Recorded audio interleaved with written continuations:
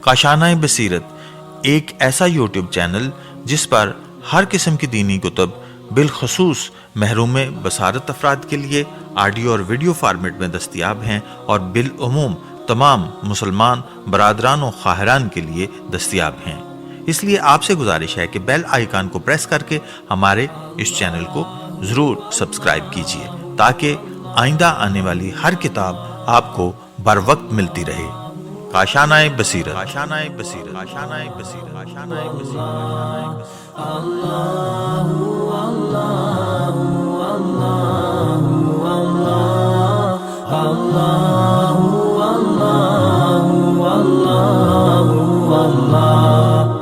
السلام علیکم ورحمۃ اللہ وبرکاتہ۔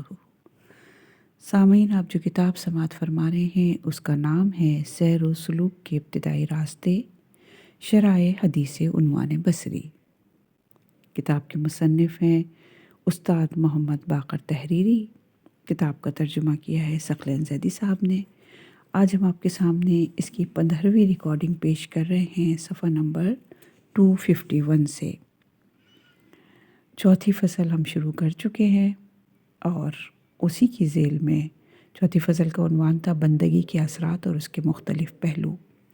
اسی کی ذیل میں ہم آگے بڑھ رہے ہیں اور آج کا عنوان ہے ائمہ اہل بیت علیہم السلام کی نظر میں دنیا کی حیثیت۔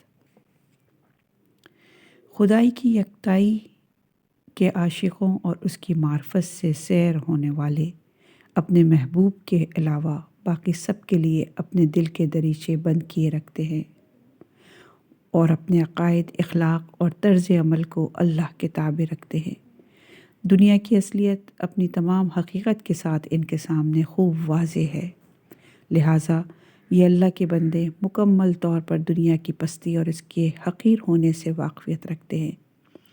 توحید کی معرفت عظیم رکھنے والی عظیم ہستی امیر المومنین امام علی علیہ السلام نے دنیا کی پستی اور کم مائکی کو اپنے الفاظ میں بہت سارے طریقوں سے واضح فرمایا ہے۔ آپ فرماتے ہیں، خدا کی قسم تمہاری یہ دنیا میرے نزدیک سور کی انتڑیوں سے بھی زیادہ ذلیل ہے جو کسی کوڑی کے ہاتھ میں ہو۔ یہ حکمت ہے نہج البلاغہ کی 236۔ اس کے بعد آپ ارشاد فرماتے ہیں، اور تم اپنی دنیا کو میری نظروں میں بکری کی چھینک سے بھی زیادہ ناقابل اعتنا پاؤ گے۔ اور یہ ہے نہج البلاغہ کا خطبہ نمبر 3۔ یہ تمام باتیں ائمہ اہل بیت علیہم السلام کی وہ نصیحتیں ہیں جو انہوں نے بار بار انسانوں کو سمجھائیں اور بتایا کہ دنیا اور اس سے تعلقات ان کی نظر میں کیسے ہونے چاہیے۔ یہ سب سمجھانے کی وجہ یہ ہے کہ نفس انسانی دنیا کے دل فریب جلووں سے بہت زیادہ متاثر ہو جاتا ہے، جس کی وجہ سے اس کی عقل اور اس کی دنیا کا حقیقی ادراک دونوں غفلت کی نظر ہو جاتے ہیں۔ لیکن تاریخ میں شاید ایسے بزرگان اور نجات یافتگان موجود رہے ہیں جو مقامی یقین پر پہنچ کر خدا کی حقیقی اطاعت و فرما برداری کے مقام کو حاصل کرتے رہتے ہیں، جنہوں نے دنیاوی جھمیلوں سے خود کو آزاد کروایا، جنہوں نے دنیا کو ایک حقیر اور بے وقت شے سمجھا لیکن اس پر بھی اپنی منزل مراد پر پہنچے اور محبوب سے وصال کے لیے اسی دنیا سے خوب استفادہ بھی کرتے رہے۔ اسی وجہ سے امیر المومنین علیہ السلام دنیا سے اپنے لا تعلقی کی اوج پر دنیا کے اچھے پہلوؤں کے بارے میں یوں بیان فرماتے ہیں۔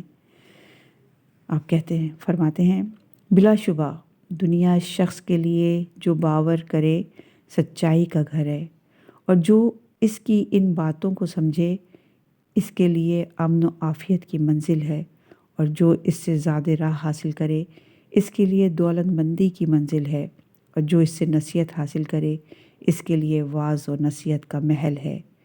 وہ دوستان خدا کے لیے عبادت کی جگہ، اللہ کے فرشتوں کے لیے نماز پڑھنے کا مقام، وحی الہی کی منزل اور اولیاء اللہ کی تجارت گاہ ہے۔ انہوں نے اس میں فضل و رحمت کا سودا کیا اور اس میں رہتے ہوئے جنت کو فائدے میں حاصل کیا، تو اب کون ہے جو دنیا کی برائی کرے جبکہ اس نے اپنے جدا ہونے کی اطلاع دے دی ہے اور اپنی علیحدگی کا اعلان کر دیا ہے اور اپنے بسنے والوں کی موت کی خبر دے دی ہے۔ چنانچہ اس نے اپنی ابتلا سے ابتلا کا پتہ دیا ہے اور اپنی مسرتوں سے آخرت کی مسرتوں کا شوق دلایا ہے۔ وہ رغبت دلانے اور ڈرانے، خوف زدہ کرنے اور متنبہ کرنے کے لیے شام کو امن و عافیت کا اور صبح کو درد و اندھوں کا پیغام لے کر آتی ہے۔ تو جن لوگوں نے شرمسار ہو کر صبح کی وہ اس کی برائی کرنے لگے، اور دوسرے لوگ قیامت کے دن اس کی تعریف کریں گے کہ دنیا نے ان کو آخرت کی یاد دلائی تو انہوں نے یاد رکھا، اور اس نے انہیں خبر دی تو انہوں نے تصدیق کی، اور اس نے انہیں پند و نصیحت کی تو انہوں نے نصیحت کی۔ یہ امیر المومنین علیہ السلام کا نہج البلاغہ کی حکمت نمبر 131 ہم نے آپ کے سامنے پڑھی۔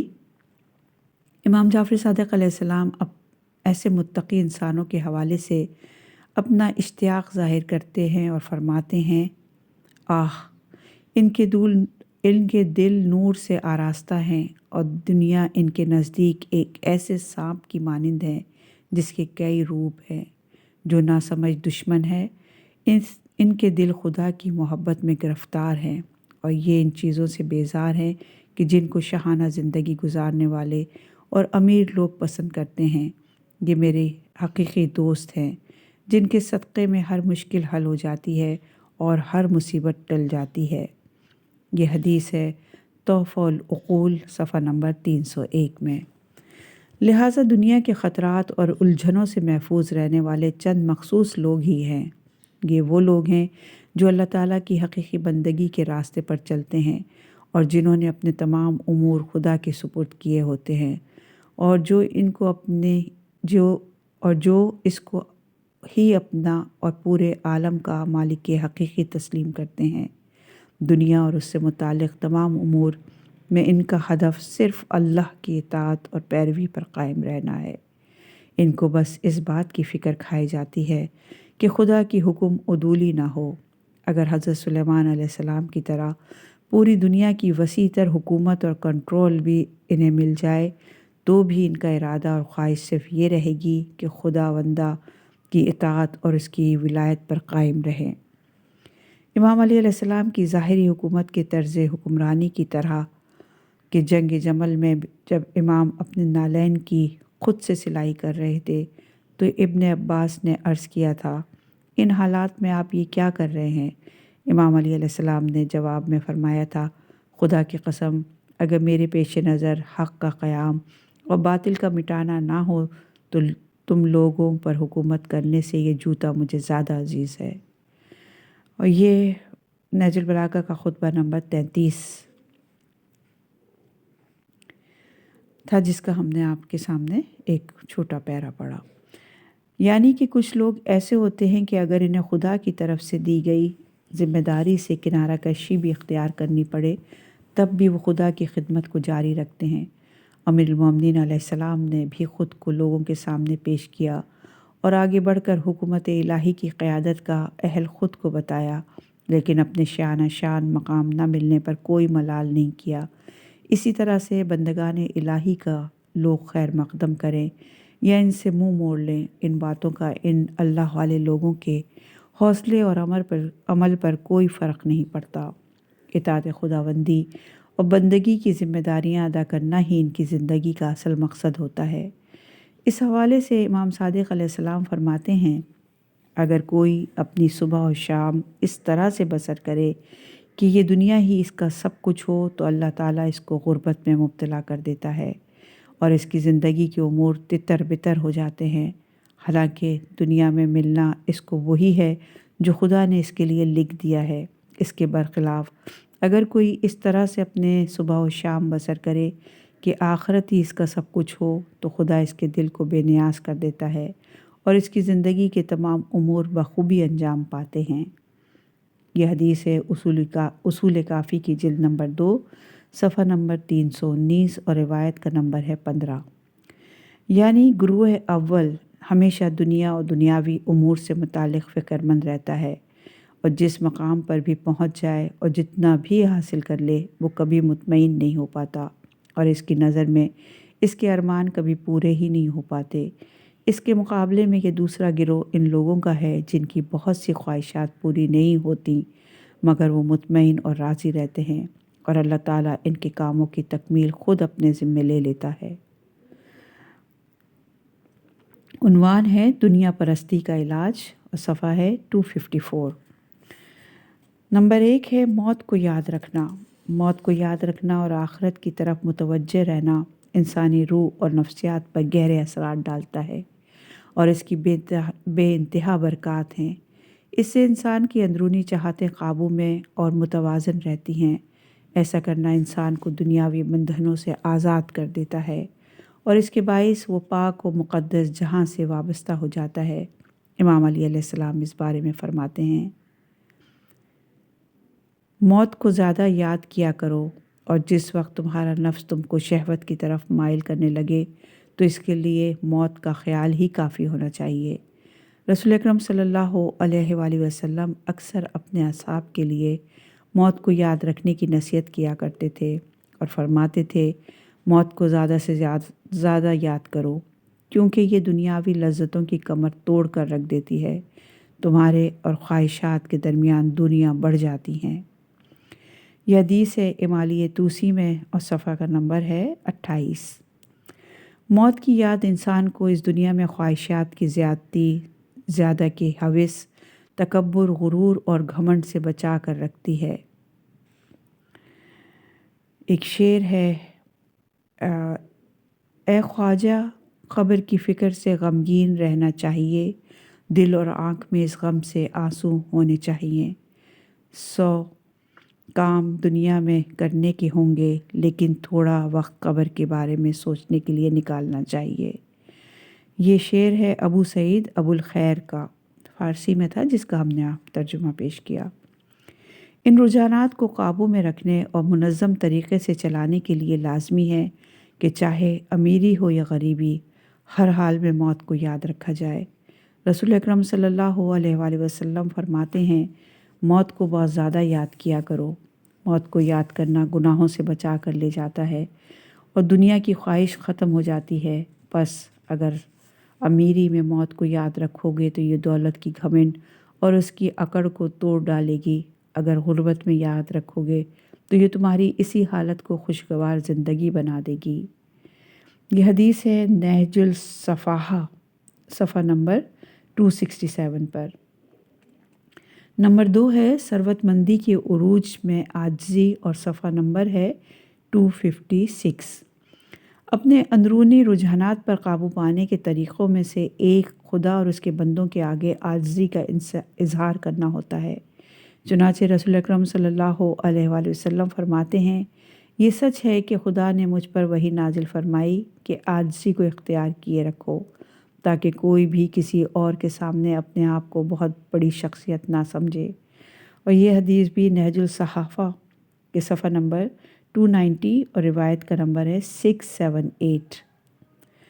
پیغمبر اکرم صلی اللہ علیہ وآلہ وسلم کمالات انسانی کے بلند ترین مقام پر فائز ہونے کے باوجود ایک خاکسار ترین شخصیت تھے۔ خداوند متعال کی جانب سے عنایت کردہ تمام بڑائیوں کے باوجود نہ صرف یہ کہ باطنی طور پر عاجزی کا پیکر تھے بلکہ بات چیت میں بھی انکساری کا نمونہ تھے۔ آپ صلی اللہ علیہ وآلہ وسلم نے اپنے سنہری الفاظ میں اپنے مخصوص مقامات کا ذکر کرتے ہوئے فرمایا، ویسے تو میں اولاد آدم کا بھی ممتاز سردار ہوں لیکن اس میں فخر کرنے والی کوئی بات نہیں۔ اور یہ حدیث ہے بحار الانوار کی جلد نمبر 63 میں صفحہ نمبر 58 ہے اور روایت کا نمبر ہے 4۔ پھر آپ فرماتے ہیں، ویسے تو میں، اور ایک جگہ اور فرماتے ہیں کہ ایک اور جگہ فرمایا کہ جبرائیل نے مجھے آسمانوں پر لے جاتے ہوئے فرمایا، آگے بڑھو اے محمد۔ بس میں نے جبرائیل سے آگے بڑھ کر آسمانوں میں نماز ادا کی اور خود میں کوئی فخر محسوس نہ کیا۔ اور یہ حدیث ہے بحار الانوار کی جلد نمبر 81 صفحہ نمبر 139 اور روایت کا نمبر ہے 39۔ نمبر 3 ہے کمزوریوں اور کوتاہیوں پر توجہ کرنا اور صفحہ نمبر ہے 257۔ اپنی کمزوریوں اور کوتاہیوں پر نظر رکھنے اور غور و فکر کرنے سے انسان غرور اور فخر و مباحث سے بچا رہتا ہے۔ امام علی علیہ السلام کی تعبیر کے مطابق اولاد آدم کا فخر و مباحث سے کیا کام، جس کا آغاز مینے کے قطرے اور جس کی انتہا مردہ ہو کے ختم ہو جانا ہو۔ وہ نہ تو اپنے لیے کوئی روزی مہیا کر سکتا ہے اور نہ ہی اپنی موت کو روک سکتا ہے۔ اور یہ حدیث ہے شرح نہج البلاغہ ابن ابی الحدید جلد نمبر 20 صفحہ نمبر 150 اور بحار الانوار کی جلد نمبر 70 میں صفحہ نمبر 294 روایت نمبر 28 میں موجود ہے۔ نمبر 4 ہے اسلامی اخلاقیات کے مطابق لوگوں سے معاملات۔ اللہ تعالیٰ کو ہمیشہ مالک و مختار سمجھنا اور اپنی حاجات کی قبولیت کے لیے صرف اس کو ہی کافی سمجھنا کا مطلب یہ نہیں کہ بندہ دوسروں کو نظر انداز کرنے لگے کہ جو خداوند سبحانہ کی نعمت کے اس تک پہنچنے کا ذریعہ بنے۔ یہ تمام لوگ اس وجہ سے اپنا ایک مقام رکھتے ہیں کیونکہ ان کی بدولت انسانی زندگی کے معاملات میں ایک نظم و نسق برقرار رہتا ہے۔ بس یہ دونوں امور ایک دوسرے کی قطعاً مخالف نہیں ہیں۔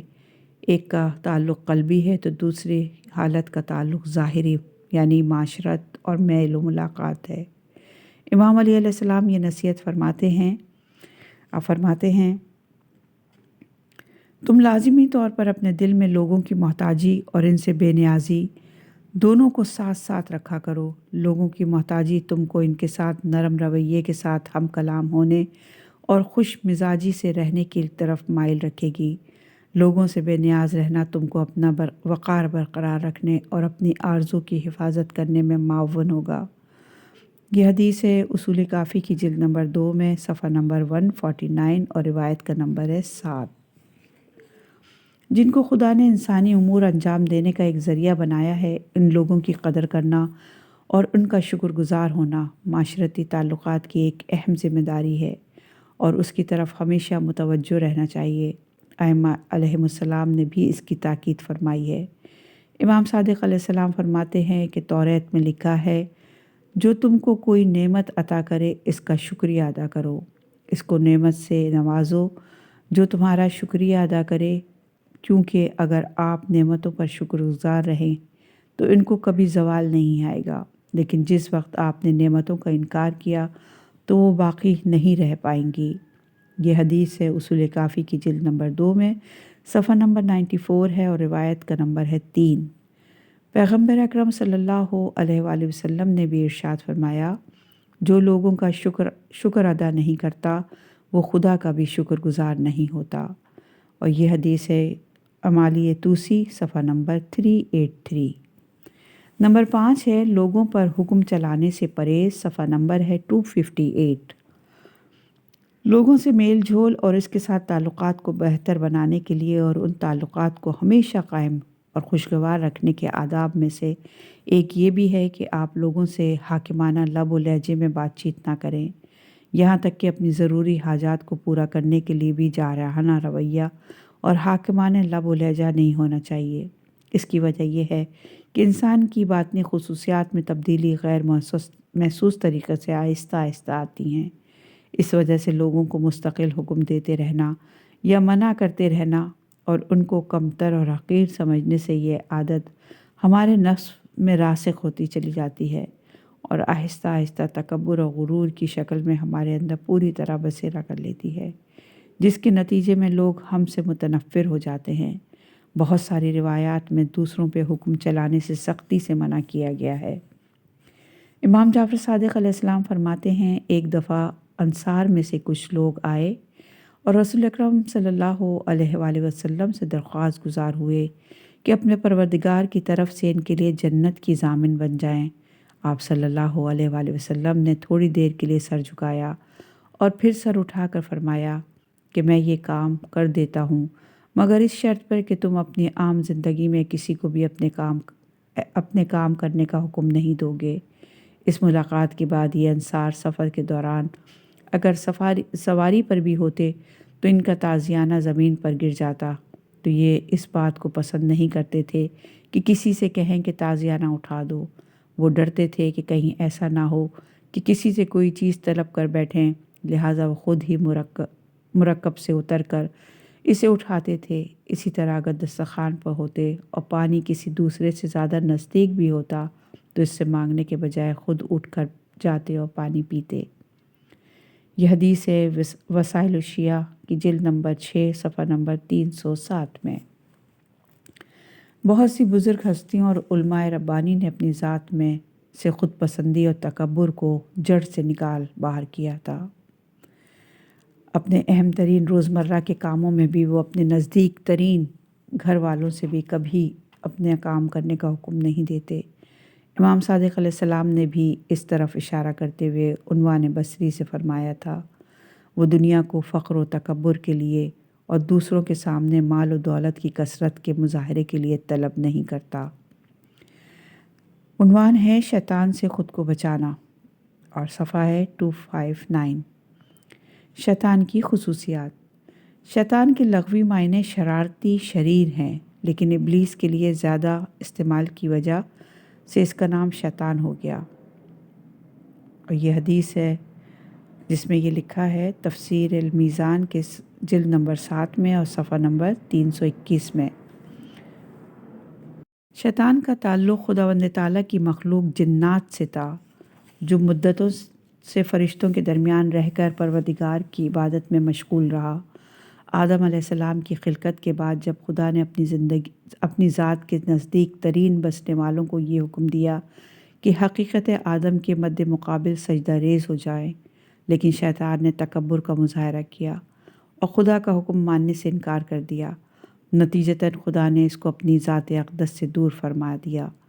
راندہ درگاہ الہی ہونے کی وجہ یہ تھی کہ قرب کا وہ مقام فقط عبادت پروردگار کرنے والوں کے لیے مخصوص ہے۔ یہ حدیث ہے تفسیر المیزان کی جلد نمبر 8 اور صفحہ نمبر 23 پر۔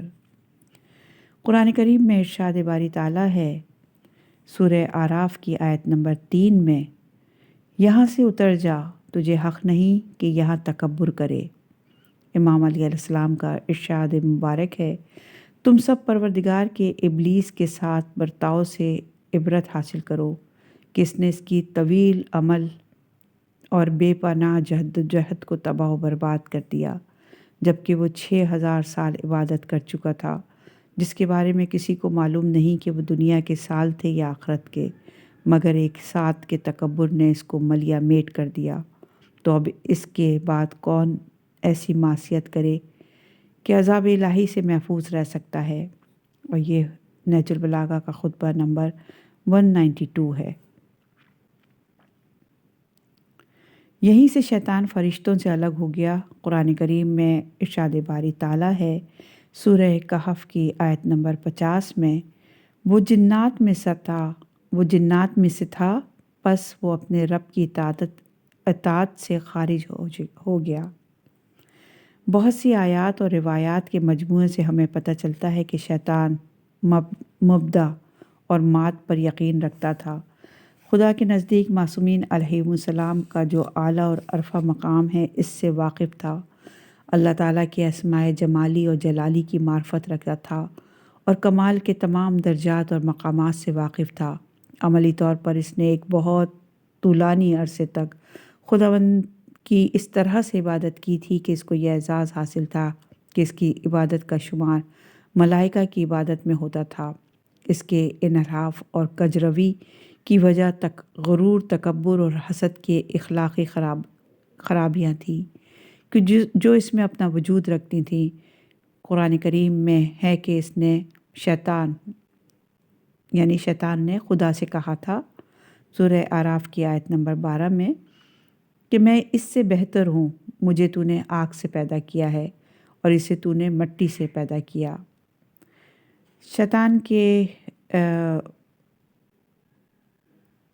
ایک شعر ہے فارسی کا جس کا ترجمہ ہے کہ شیطان کہ جس کو دھتکار دیا گیا، اس نے صرف ایک غلطی کی تھی، وہ خود کو آدم کے آگے جھکنے پر آمادہ نہ کر سکا۔ بارگاہ الہی سے نکل جانے کی وجہ سے آدم علیہ السلام اور اس کی اولاد کے لیے نفرت اور کینے سے ابلیس کا دل بھر گیا اور شیطان نے اللہ تعالیٰ سے کہا تھا سورہ حجر کی آیت نمبر 39 میں، ابلیس نے کہا، میرے رب، چونکہ تو نے مجھے بہکایا ہے لہٰذا میں بھی زمین میں ان کے لیے باطل کو ضرور آراستہ کر کے دکھاؤں گا اور سب کو بالضرور بہکاؤں گا۔ خداوند تعالیٰ نے شیطان کا تعارف قرآن کریم میں یہ کہہ کر کرایا کہ وہ انسان کا دشمن ہے۔ قرآن کریم میں ارشاد باری تعالیٰ ہے سورہ یوسف کی آیت نمبر 5 میں، کیونکہ شیطان انسان کا کھلا دشمن ہے۔ شیطان کی کینہ پروری اور اس دنیا میں صالح انسان یا غیر صالح انسان کو پرکھنے کا ایک پیمانہ بن گئی۔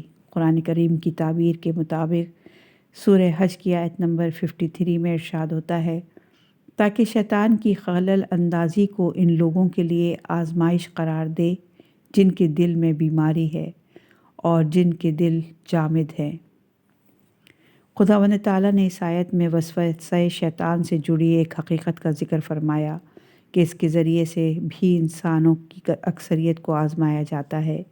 یہ دنیا کے ہمیشہ قائم رہنے والے قوانین میں سے ایک ہے، یعنی اچھے انسانوں کے لیے کمال تک پہنچنے کا اور برے انسانوں کے بدترین مقام تک گر جانے کا ایک ناقابل تردید اصول اور پیمانہ۔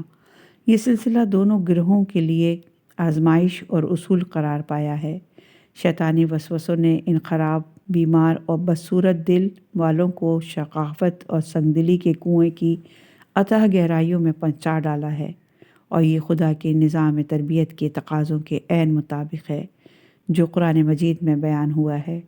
سورہ اسراء کی آیت نمبر 20 میں ارشاد باری تعالیٰ، ہم دنیا میں ان کی بھی اور ان کی بھی آپ کے رب کے عطیے سے مدد کرتے ہیں، اور آپ کے رب کا عطیہ کسی کے لیے بھی ممنوع نہیں ہے۔ لہٰذا سالک کو یہ ضرور معلوم ہونا چاہیے کہ شیطان کس کس طرح سے انسان کو بہکانے اور پھنسانے کے لیے جال پھینکتا ہے، اور انسان کو دھوکہ دینے کے طریقے کون کون سے ہیں۔ اس طرح شیطان کی سرگرمیوں کے دائرۂ کار میں پر دھیان دینا اور اس سے آگاہی بہت ضروری ہے۔ شیطان کی کارروائیوں کا دائرۂ کار، صفحہ نمبر ہے 263۔ بے تحاشا قرآنی آیات اور احادیث سے یہ بات واضح ہو کر سامنے آتی ہے کہ شیطان انسان پر انسانی خیالات کے ذریعے حملہ آور ہوتے ہیں۔ اس کے لیے وہ انسان کے جذبات اور احساسات کو نشانہ بناتا ہے اور جھوٹی اور فاسد سوچیں، بیہودہ اور لغو خیالات کو انسانی ذہن کے سامنے لے کر آتا ہے، اور اسی کو وسوسہ شیطانی کہا گیا ہے۔ سورہ ناس کی آیت نمبر 4 اور 5 میں ارشاد باری تعالیٰ ہے، پس پردہ رہ کر وسوسہ ڈالنے والے ابلیس کے شر سے جو لوگوں کے دلوں میں وسوسہ ڈالتا ہے۔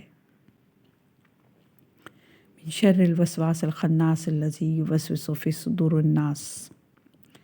یہاں تک کہ وہ تمام مواقع کہ جب شیطان خود کو کچھ لوگوں کے سامنے ظاہر کرتا ہے یا ان کے لیے کچھ کر کے دکھاتا ہے یا ان کو کچھ سکھاتا ہے، شیطان یہ سب کرتے ہوئے انسانی ذہن و دماغ پر خیالات کی شکل میں تصرف اور تمثیل کرتا ہے۔ یہ حدیث ہے تفسیر المیزان کی جلد نمبر 8 میں اور صفحہ نمبر 40 پر۔ وہ صرف ذہنی طور پر ان کے سامنے ظہور کرتا ہے، اور یہ تفسیر ہے تفسیر المیزان میں یہ حدیث ہے جلد نمبر 6 اور صفحہ نمبر 212 پر۔ اور یہاں پہ جو تمثیل کا لفظ استعمال کیا گیا ہے، یعنی اس کے معنی ہے کسی چیز کی مثل صورت اپنانا جو مانوس ہو مگر اس کا ٹھوس وجود نہ ہونا بلکہ خیالات میں سے ہو۔ یہ مترجم نے اس کی ڈیٹیل پیش کی ہے۔ اس طرح سے ابلیس نے اپنے آپ کو کئی انبیاء کے سامنے ظاہر کیا اور ان سے مختلف مطالب کے بارے میں بات چیت کی، لیکن یہ بات طے ہے کہ اس کے پاس اتنی قدرت و طاقت نہیں کہ وہ انسان کو مجبور کر کے اس کی مرضی کے بغیر کچھ کروا سکے۔ قرآن مجید میں ارشاد باری تعالیٰ ہے، اور ابلیس کو ان پر کوئی بالادستی حاصل نہ تھی مگر ہم یہ جاننا چاہتے تھے کہ آخرت کا ماننے والا کون ہے اور ان میں سے کون اس بارے میں شک میں ہے۔ سورہ سبا کی آیت نمبر 21 کا ترجمہ آپ کے سامنے ہم نے پیش کیا۔ اس آیت پر غور کرنے سے یہ بات سمجھ آتی ہے کہ شیطان کا حتیٰ کہ ان لوگوں پر بھی کوئی تسلط و غلبہ نہیں ہوتا جو آخرت پر یقین نہیں رکھتے۔ یہ غلط سوچ ہے۔ وہ بے ایمانوں کو بے بس اور بے اختیار کر کے اپنی فرما برداری پر مجبور کرتا ہے، بالکل بھی نہیں۔ حقیقت یہ ہے کہ ایسے لوگ ہمیشہ اپنی مرضی اور اپنے اختیار سے شیطان کی پیروی اختیار کرتے ہیں، اور یہ سمجھنا کہ شیطان ایسے انسانوں کی فرمانبرداری کے باعث ان کو اپنے زیر اثر رکھتا ہے، ایسا بالکل بھی نہیں ہے۔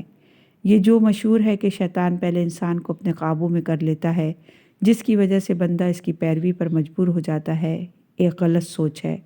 بس شیطان کے زیر اثر لوگوں کے پاس اپنے انحراف کا کوئی عذر نہیں، لہٰذا شیطان جو روز قیامت کہے گا، قرآن مجید میں اس کا ارشاد باری تعالیٰ ہے کہ سورہ ابراہیم کی آیت نمبر 22 میں، اور میرا تم پر کوئی زور نہیں چلتا تھا مگر یہ کہ میں نے تمہیں صرف دعوت دی اور تم نے میرا کہنا مان لیا، بس اب تم مجھے ملامت نہ کرو بلکہ خود ملامت کرو۔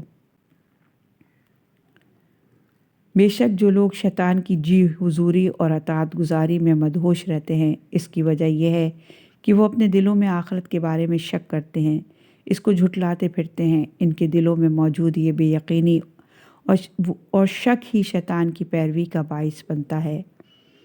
یہ حدیث ہے تفسیر المیزان کی جلد نمبر 16 میں، صفحہ نمبر ہے 366۔ انسانوں کو بہکانے کے لیے شیطان جو کوششیں کرتا پھرتا ہے، قرآن کریم کی روشنی میں وہ سرگرمیاں کوششیں 3 طرح کی ہیں۔ نمبر 1 ہے وسوسے اور ان کی گہرائیاں، اور صفحہ نمبر ہے 265۔ وسوسہ یعنی شیطان کا چھپ کر رازداری سے انسان کو ورغلانا۔ شیطان کی انسان کو حق سے بہکانے کی یہ اہم ترین چال ہوتی ہے، اور یہ مختلف شکلوں میں سامنے آتی ہے۔ شیطان گناہ پر اکسانے کے لیے اس طرح کی امیدیں دلاتا ہے کہ خدا تو معاف کر دینے والا نہایت مہربان ہے۔ یہ ایسا دھوکہ دینے والا وسوسہ ہے کہ جس کے بارے میں اللہ تعالیٰ نے انسان کو خبردار کیا ہے۔ سورہ لقمان کی آیت نمبر 33 میں ارشاد باری تعالیٰ ہے، اور دھوکے باز تمہیں اللہ کے بارے میں دھوکے میں نہ رکھے۔ اللہ تعالیٰ کے بارے میں انسان کو بہکا کر شیطان یہ مقصد حاصل کرنا چاہتا ہے کہ جس طرح سے وہ خدا سے دو بدو مقابلے پر اترا ہوا ہے، انسان کو بھی اپنے اعمال میں غفلت اور ظلم کا مظاہرہ کر کے خدا کی نافرمانی کرے۔ وہ ایک طرف تو انسان کو خدا کی مغفرت، عنایات، حلم اور بردباری کی طرف متوجہ کراتا ہے، تو دوسری طرف اس طرح کے غلط خیالات سے بندے کو مطمئن کرتا ہے کہ خدا اس کو عذاب کے شکنجے میں نہیں لے گا اور نہ ہی وہ خدا کے منصوبوں کے خلاف ہوگا۔ اس کے نتیجے میں انسان اس دنیا میں مشغول رہنے، آخرت کو بھول جانے اور حقیقت سے منہ پھیرنے کی وجہ سے کسی بھی سزا یا سرزنش یا تنبیہ کی طرف متوجہ نہیں ہوتا۔ شیطان کو معلوم ہے کہ دنیا کے عاشق جتنا زیادہ دنیا کے پیچھے بھاگتے ہیں، اتنا ہی زیادہ غفلتوں کا شکار ہوتے جاتے ہیں اور خطاؤں اور گناہوں کے سمندر میں غرق ہو کر رہ جاتے ہیں۔ ان کی زندگی بہتر اور آسانیوں سے پر ہوتی ہے اور لوگوں میں ان کا مقام قابل رشک ہوتا ہے۔ اس مقام پر شیطان ان کے دل و دماغ میں یہ خیال ڈالتا ہے کہ انسان ترقی کا پیمانہ دنیا میں زیادہ سے زیادہ مزے بٹورنا اور فائدے اٹھانا ہے۔ اس کے علاوہ سب فضول ہے۔ انبیاء علیہ السلام نے ان اعمال، حساب کتاب اور جنت و دوزخ کے بارے میں جو خدائی احکام کے بارے میں بتایا ہے، وہ محض فالتو کی باتیں اور کہانیاں ہیں۔ یہ خیالات شیطان ان کے دل و دماغ میں ڈالتا رہتا ہے۔ انسان ان وسوسوں کی پیروی کرتے ہوئے خدا کے معاف کرنے اور اس کی رحمت کو صحیح طور پر سمجھنے سے محروم ہو جاتا ہے۔ موت، خدا کے روبرو پیش ہونے اور عذاب الہی کو فضول سمجھنے لگتا ہے۔ اس طرح سے شیطان انسان کو ایسے طریقوں سے بہکاتا ہے کہ انسان بغیر کسی آسرے، شرم اور روک ٹوک کے کنارہ کشی اور دنیا کے پیچھے بھاگتے رہنا کے چکروں میں ہی لگ کر رہ جاتا ہے۔ یہ حدیث ہے تفسیر المیزان کی جلد نمبر 17 اور صفحہ نمبر بھی 17 ہے۔ ڈرانا اور دل میں خوف پیدا کرنا بھی ابلیس کے حربوں میں سے ایک حربہ ہے۔ اللہ تعالیٰ نے قرآن کریم میں ارشاد فرمایا، سورہ بقرہ کی آیت نمبر 268 میں ارشاد باری تعالیٰ، شیطان تمہیں تنگ دستی کا خوف دلاتا ہے اور بے حیائی کی ترغیب دیتا ہے، جبکہ اللہ تم سے اپنی بخشش اور فضل کا وعدہ کرتا ہے۔ اسی طرح سورہ آل عمران کی آیت نمبر 175 میں ارشاد باری تعالیٰ ہے، یہ خبر دینے والا ہے، شیطان ہے جو اپنے دوستوں کو ڈراتا ہے۔ شیطان کچھ اس طرح سے کارروائی کرتا ہے کہ جب انسان غریبوں کی امداد جیسے اچھے کاموں کو انجام دیتا ہے تو شیطان اس کے دل میں آنے والے دنوں میں ممکنہ بدحالی، پریشانی اور غربت سے متعلق وسوسے پیدا کرتا ہے اور اس طرح سے بندے کو اچھے کام کرنے سے روکتا ہے۔ شیطان روز قیامت انہی لوگوں کی مذمت بھی کرے گا جو اس کے جھوٹے وعدوں اور بہکانے میں آ کر اچھے کام کرنے سے دور دور رہے۔ قرآن کریم میں ارشاد باری تعالیٰ ہے سورہ ابراہیم کی آیت نمبر 22 میں، اور قیامت کے دن جب فیصلہ ہو چکے گا تو شیطان کہہ اٹھے گا، اللہ نے تمہارے ساتھ یقیناً سچا وعدہ کیا تھا اور میں نے تم سے وعدہ کیا، پھر وعدہ خلافی کی اور میرا تم پر کوئی زور نہیں چلتا تھا مگر یہ کہ میں نے تمہیں صرف دعوت دی اور تم نے میرا کہنا مان لیا، بس اب تم مجھے ملامت نہ کرو بلکہ خود کو ملامت کرو۔ آج نہ تو میں تمہاری فریاد رسی کر سکتا ہوں اور نہ تم میری فریاد رسی کر سکتے ہو۔ پہلے تم مجھے اللہ کا شریک بناتے تھے، اب یقیناً اس سے بیزار ہوں۔ ظالموں کے لیے تو یقیناً دردناک عذاب ہے۔ شیطان کے حربوں کے بارے میں گفتگو کر رہے ہیں۔ صفحہ نمبر 267 ہے اور نمبر 1 ہے اعتقادی امور میں وسوسہ ڈالنا۔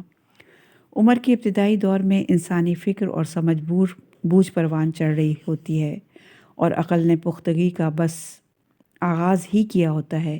اس وقت مذہبی عقائد صحیح طرح سے اس کے ذہن نے قبول نہیں کیے ہوتے تو بندے کو بہکانے کے لیے ان اعتقاد کے حوالے سے مختلف وسوسوں سے شیطان انسان پر حملہ آور ہوتا ہے اور اسے مشکلات سے دور کر دیتا ہے۔ ایک روایت میں نقل ہوا ہے کہ بندہ رسول اکرم صلی اللہ علیہ وآلہ وسلم کے پاس آیا اور کہا، میری مدد کیجیے، میں منافق ہو چکا ہوں۔ حضور اکرم صلی اللہ علیہ وسلم نے جواب میں ارشاد فرمایا، خدا کی قسم تم منافق نہیں ہوئے، کیونکہ اگر ہوتے تو اس طرح میرے پاس نہیں آتے اور اپنے بارے میں جس شک کا شکار ہو مجھ سے اس طرح تذکرہ نہیں کرتے۔ میرا خیال ہے شیطان نے تمہیں بہکا دیا ہے جو تمہارا واضح دشمن ہے، اور اس نے تم سے پوچھا ہوگا تمہیں کس نے پیدا کیا، تو تم نے کہا ہوگا خدا نے مجھے پیدا کیا۔ پھر شیطان نے تم سے پوچھا ہوگا کہ خدا کو کس نے پیدا کیا۔ اس مرد نے جواب دیا کہ بالکل ایسے ہی سوالات میرے ذہن میں آتے ہیں۔ حضور اکرم صلی اللہ علیہ وآلہ وسلم نے فرمایا، جب یہ شیطان یہ دیکھتا ہے کہ وہ بندے پر اس طرح سے قابو حاصل نہیں کر پا رہا کہ وہ سارے کام اس کی مرضی کے مطابق کرنے لگے تو وہ اس طرح کے گمان اور سوالات کے ذریعے سے انسان پر حملہ آور ہوتا ہے اور اسے گمراہ کرنے کی کوشش کرتا ہے۔ بس اگر اس سخت اور ناگفتگو حالات میں خود کو پاؤ تو پوری توجہ اور خلوص سے خدا کو اس کی وحدانیت کے ساتھ یاد کیا کرو۔ یہ سورہ اعراف کی آیت نمبر 200، سورہ فصلت کی آیت نمبر 36، سورہ نحل کی آیت نمبر 98 کی ایک ترجمہ تھا جو تشریح کے طور پر رسول اکرم صلی اللہ علیہ وآلہ وسلم نے اس شخص کے گوش گزار کیا تھا۔ اعتقادی امور میں شیطانی وسوسوں سے بچنے کے لیے ضروری ہے کہ ان کے لیے ایک جامع علمی اور عملی حل تلاش کیا جائے، کیونکہ اگر ان کو نہ روکا جائے تو یہ انسان کو ایسی حالت میں لے جا سکتے ہیں کہ انسان اعتقاد میں شک کرنے لگتا ہے اور یہاں تک کہ ان کے انکار پر اتر آتا ہے۔ سب سے پہلا علمی حل یہ ہے کہ ہر اعتقادی امر کے بارے میں انسان کے پاس منطقی اور عقلی دلائل ہوں اور وہ ان وسوسوں کو بالکل بھی اہمیت نہ دے۔ عملی طور پر بہترین حل یہ ہے کہ بندہ اپنے آپ کو خدا کی پناہ میں پیش کر دے۔ اس بارے میں قرآن کی چند آیات میں بھی سفارش کی گئی ہے۔ جن کا ہم نے تذکرہ کیا، جن آیات کا، اسی کے بارے میں ذکر ہو رہا ہے، سورہ اعراف کا، سورہ فصلت کا، سورہ نحل کا۔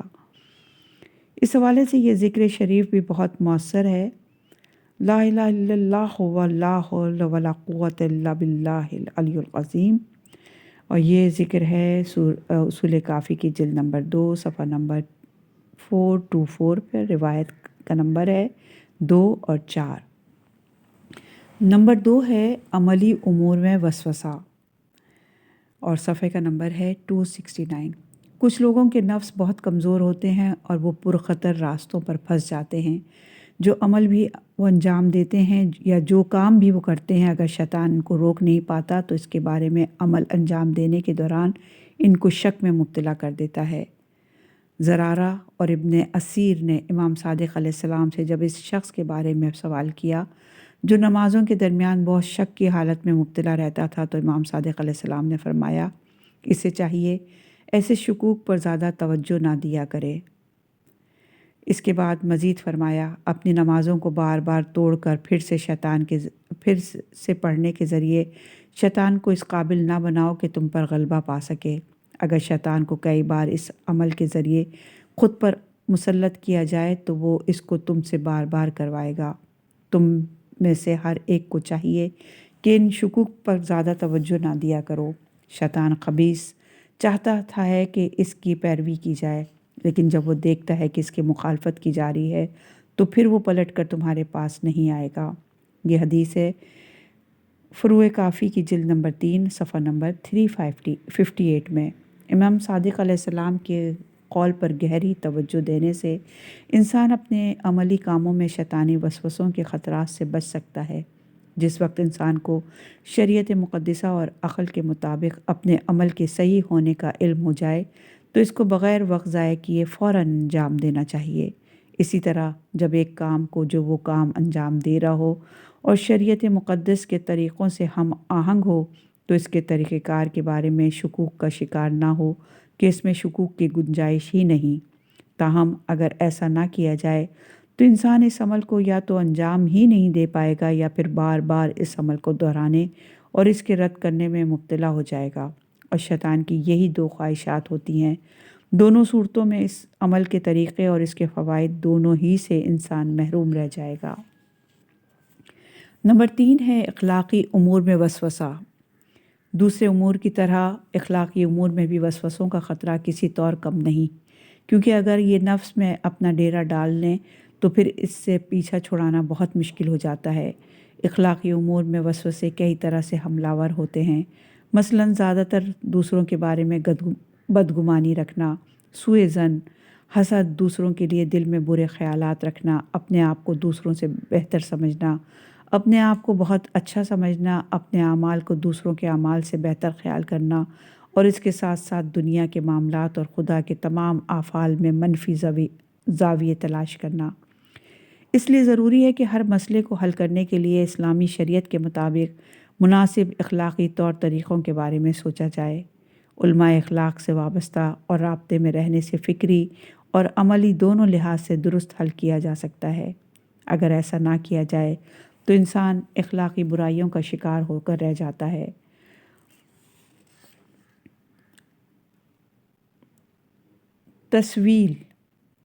تسویل یعنی چیزوں کو ایسا سنوارنا کہ انسان کا نفس اس کی طرف کھینچا چلا جائے، اور برائیوں کو اس طرح سے پیش کرنا کہ انسان کو وہ اچھائیاں لگے۔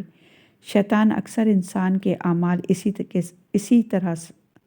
اسی کے سامنے خوب اچھے کر کے دکھاتا ہے اور اس کو گمراہ کر دیتا ہے۔ قرآن مجید کی میں ارشاد باری تعالیٰ ہے سورہ انعام کی آیت نمبر 43 میں، اور شیطان نے ان کے اعمال انہیں آراستہ کر کے دکھائے۔ دوسرے مقام پر قرآن کریم میں ارشاد باری تعالیٰ ہے سورہ توبہ کی آیت نمبر 37 میں، ان کے برے اعمال انہیں بھلے کر کے دکھائے جاتے ہیں، शैतान का तरीक़ा वारदात इस तरह है कि वो इंसान की नज़र में इसके अमल को खूब अच्छा और बेहतरीन करके दिखाता है। इस अमल से वाबस्ता तमाम जज्बात और इंसानी क़ुव्वतों को बरगला कर इस तरह मुतहरिक करता है कि इंसान का दिल इन कामों को करने से एक ख़ास लज्जत महसूस करता है और हर वक्त उन उमूर को अंजाम देने पर आमादा रहता है। वो इंसान को इस तरह से मशगूल करके रख देता है कि बंदे को अपने शर्मनाक कामों और इनके हौलनाक और बदतरीन अंजाम की तरफ मुतवज्जा होने का ख्याल तक नहीं आता। यह हदीस थी सूरह तफसीरुल मीज़ान की जिल्द नंबर 9 में और सफ़ा नंबर 97। शैतान गाहे बगाहे झूठ और फ़रेब से लबरेज काम अंजाम इंसान के सामने लेकर आता रहता है। सूरह हशर की आयत नंबर 16 में इरशाद बारी ताला है, शैतान की तरह जब इसने इंसान से कहा काफिर हो जा। इसी तरह से शैतान इस दुनिया की चंद रोज़ा ज़िंदगी को खूब रंगीन, खुशनुमा और दिलचस्प बनाकर पेश करता है। कुरान करीम की आयत में हमें ये मिलता है, सूरह हिजर की आयत नंबर 39। इब्लीस ने कहा, मेरे रब, चूँकि तूने मुझे बहकाया है, लिहाजा मैं भी ज़मीन में इनके लिए बातिल को ज़रूर आरास्ता करके दिखाऊंगा और सबको ज़रूर बहकाऊंगा। अगवा सफ़ा नंबर है 272। अगवा यानी इंसान को सीधे रास्ते से भटकाना, इंसान को वसवसों में उलझाए रखना।